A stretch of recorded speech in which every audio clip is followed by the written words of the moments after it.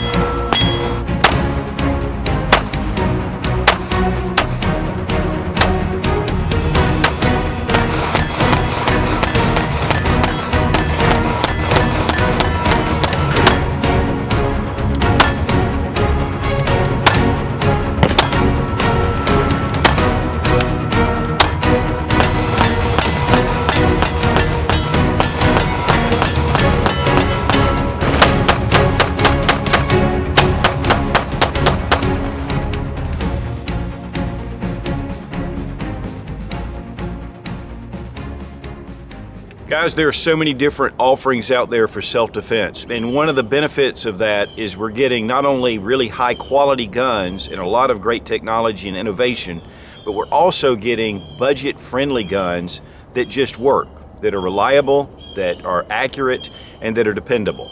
And so we're going to take a look at two budget-priced firearms, and this is the Ruger Security 9 and then the Taurus G3. Now, Ruger has always been known for having really budget-friendly firearms and yet have really good quality. I just did a review on the P85. That's been around for a long time, and it was true then and it's still true today. The Ruger Security 6 is a good solid option. And Taurus has also made budget-friendly firearms for a long time. Really, one of my first experiences is with the PT92, which is a Beretta licensed copy. Those were great firearms. Now, Taurus in the past has had some quality issues. But guys, I'm telling you, over the past few years, Taurus has really stepped up their game. And this G3 is excellent. So while we have two budget-priced firearms, these are two great options. And we're going to look at some advantages and disadvantages of both. The battle of the budget-friendly titans. Now with these two firearms, there's not a winner or a loser. These are both good, solid firearms. They're accurate, they're reliable, and they have good quality. One of the things again about Taurus is they've really stepped up their game with the TX22, the G2 compact, and then with the G3. I think they've really gone to another level.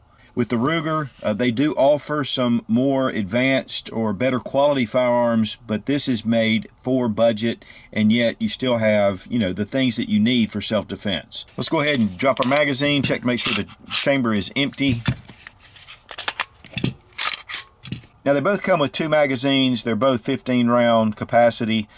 This is more of a blued finish, while this is more of a matte finish, and I believe Metgar makes these mags for Taurus. But there is a 17+1 extended mag that comes with the G3, or you can get the two 15 rounders. So that's definitely an advantage. It does hang out just a little bit farther, but it does give you that extra capacity. Now the two finishes on the slide are definitely different. We have kind of a matte anodized finish on the G3. On the Security 9, we have more of a blued stone wash. It's not really a polished blue, it's kind of a matte finish. I think the Ruger is going to hold up better for scuffs and different scratches, whereas, with this matte finish, it can scuff up some. And so that's definitely a plus for the Security 9. And actually, they do come in a number of different colors, both of them, a stainless steel model with the G3, and there are a number of different models with the Ruger.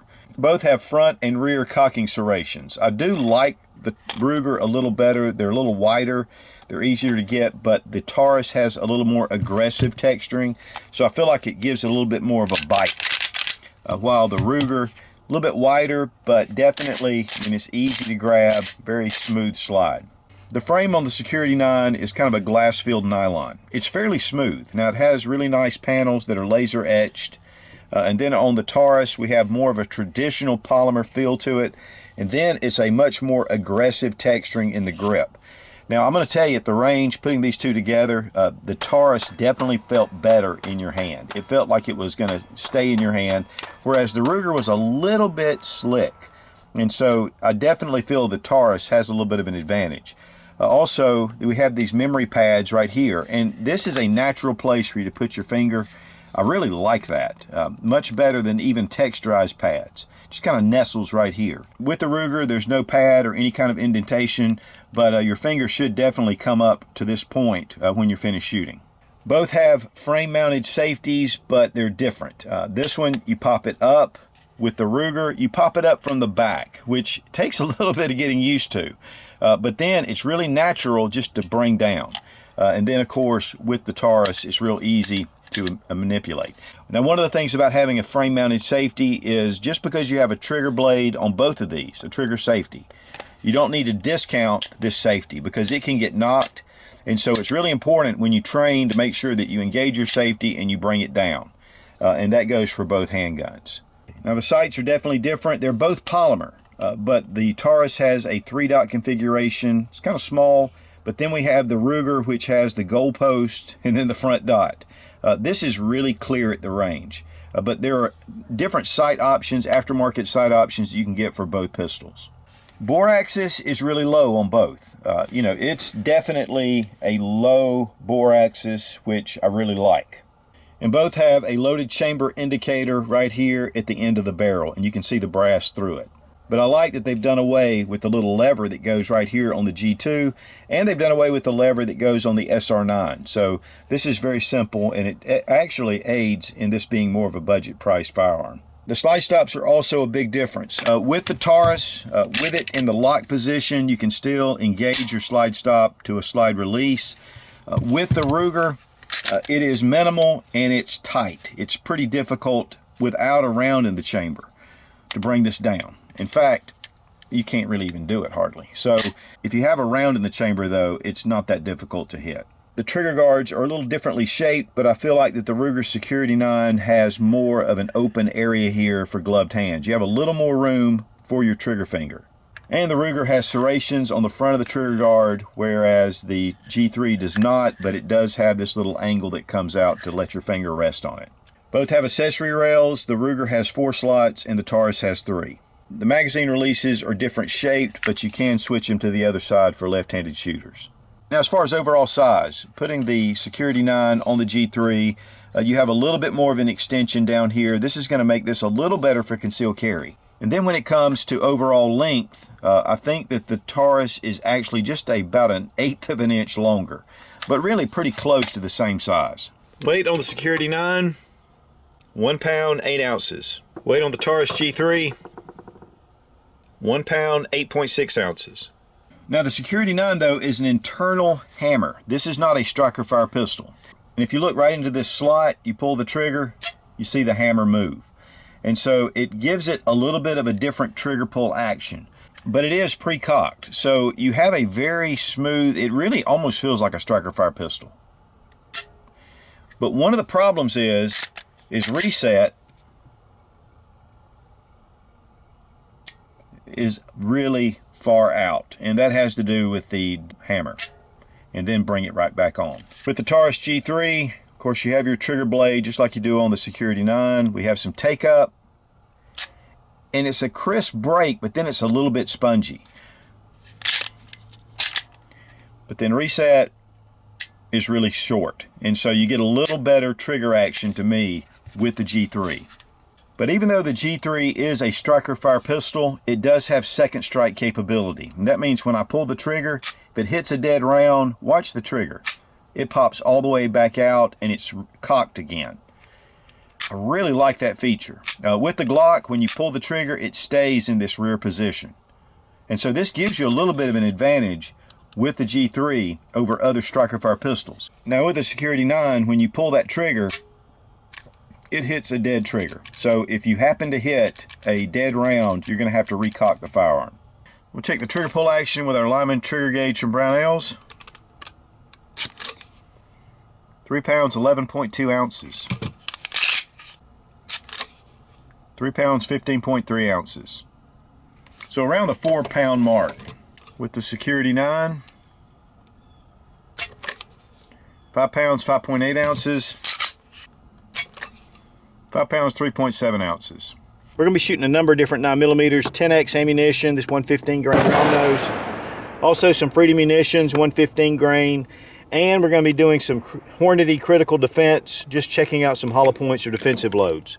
And unfortunately, we only brought one magazine for each, just in the rush to get here. And I want to thank Lula Loader for making this really easy.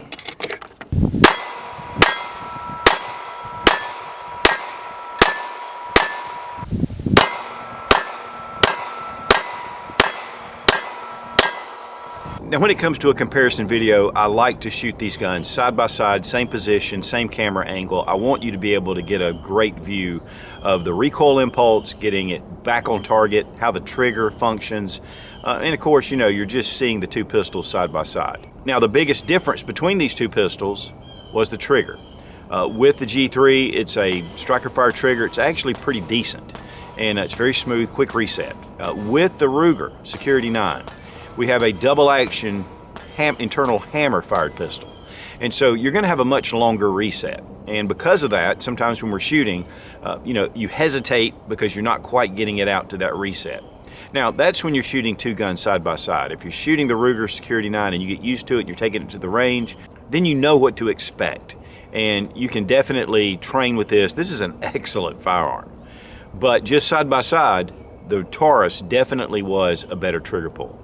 Now, as far as reliability, we had no malfunctions with the G3. With the Security 9, we did have a couple, but it was definitely ammo related. We had solid primer strikes on 2. But as far as reliability, the Ruger has always been very reliable. Now, another thing that really affects shooting is the grip, at least for me. And the Taurus has a much more textured grip. With the Ruger, I mean, it's definitely less texture. Now, it's got a good solid texture to it, but the Taurus definitely had more aggressive texture, and it felt like you had it in your hand a little better. And again, guys, that's when you're shooting two guns side by side. And when you are, you really can understand the differences between the two. But guys, all in all, these two guns were very reliable, they were accurate, and I'll tell you, they were really both good choices.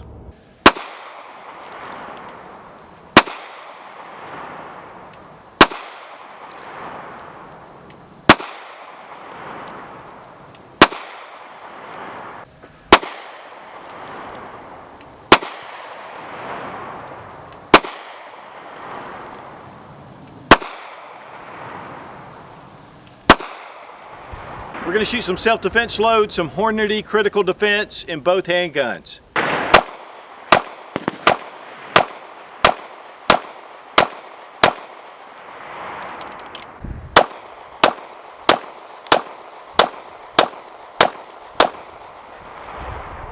Definitely a handful, but really both of these shot very well. Now, disassembly of the Taurus G3, drop your magazine, check the chamber. We're going to pull the trigger, pull back your slide about 1/8 of an inch, just like your Glock. Push down on the takedown tabs, pull the slide right off. We have a dual spring steel guide rod, and we have our barrel. Security 9, drop our magazine, check to make sure the gun is unloaded. You do not have to pull the trigger. Pull back your slide just a touch. Right here's your takedown lever. Now there's a small little piece in the back, but what you do, you can either take a spent shell or you can take a small screwdriver and then you just pop it out. Now it is not captive, so you need to hold on to this. And then we can just bring our slide and barrel right off. We have a single recoil spring. It is a flat spring. And we have our barrel. You'll notice that it is kind of cut right here. A little bit of a bulbous effect. When it comes to the two slides, a little bit of difference toward the back because we have striker fire versus hammer fire. So you have your hammer channel right here. And then we have the frames, and we have the Security 9 frame here. This is one-piece aluminum chassis, so the rails are extended all the way out. With the Taurus, it's definitely very much like your typical striker fire pistol, with rails in the back and rails in the front. Now, while it doesn't say it for sure, there are 2 pins right here, and I'm sure you can remove that, and this chassis should just be able to come right out. And if that is so, then you can replace your grips with different grip shells. With the Taurus, it's pretty much like most of your striker fire pistols. And you will notice the hammer right here that's recessed. If you have your slide off, do not pull the trigger on this hammer. It can damage the frame. Reassembly, we're going to do the Taurus first. Drop in our barrel, recoil spring.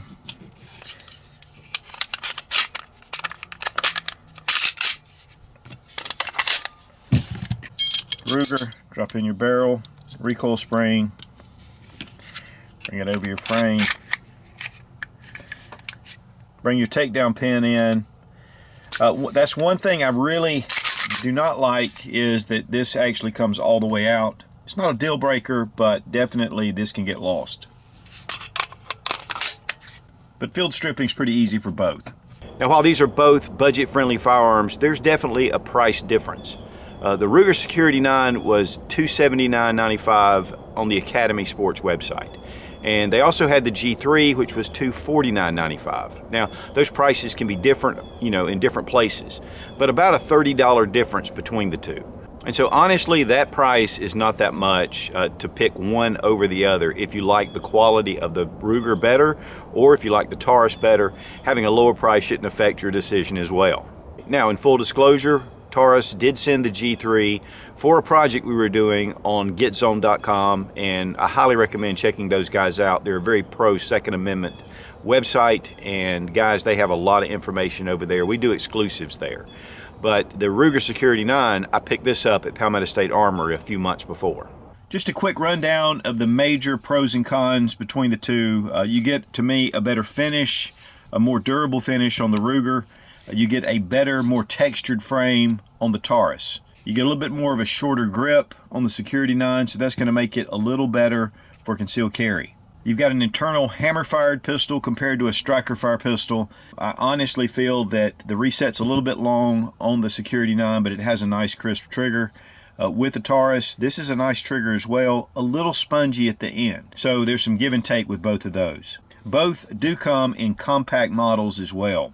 And the takedown's really easy, but pulling out the pin on this, I wish it was captive. That would be a little bit of a better option. And also the 17+1 option with the G3 is definitely an advantage. Now guys, both of these pistols are excellent. I put up a picture on Instagram saying that we were going to have a comparison between the two. There were a lot of fans of the Ruger. There were a lot of fans of the G3.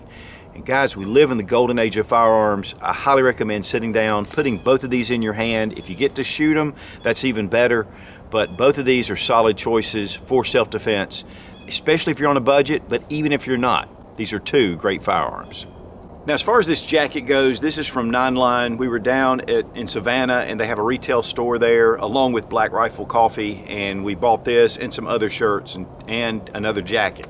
And 9 Line, I love the products that they offer, and so just wanted to go ahead and head off any questions about this jacket because it is excellent. Guys, if you depend on a firearm for self-defense, whether concealed carry or even home defense, having some kind of legal protection is vital. I'm a member of the USCCA. I've been a member for the past 3 years, and it is just peace of mind. You know that someone has your back if you ever get yourself in a tough situation where you have to draw your firearm. And guys, I'm telling you, if you are carrying concealed, you should definitely have some kind of legal protection. Now, I have a link down below in the description to the USCCA membership page. It is an affiliate link, and I know that if anything ever goes down, I have a friend with USCCA. Be strong, be of good courage. God bless America. Long live the Republic.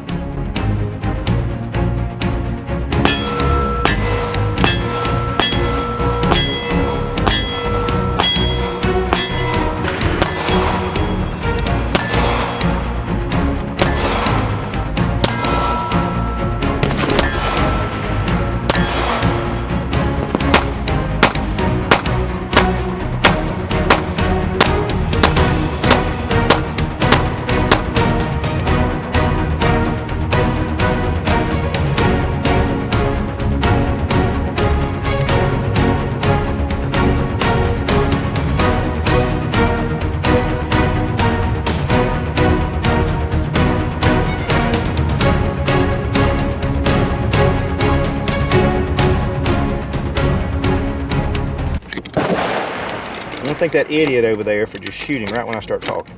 I barely shoot at a gun range. What in the world? What is wrong with them? Reason number 464 on why you should have your own rifle range. Except for the can. And we'll have it annotated above for you to check out. Was it plane? A plane. The plane, boss, the plane. Fantasy Island for guns. And when you're shooting these two side by side, this plane is back. This plane is back and he's looking, you know, for Fantasy Island, but he's not gonna find it. Oh, that darn rabbit!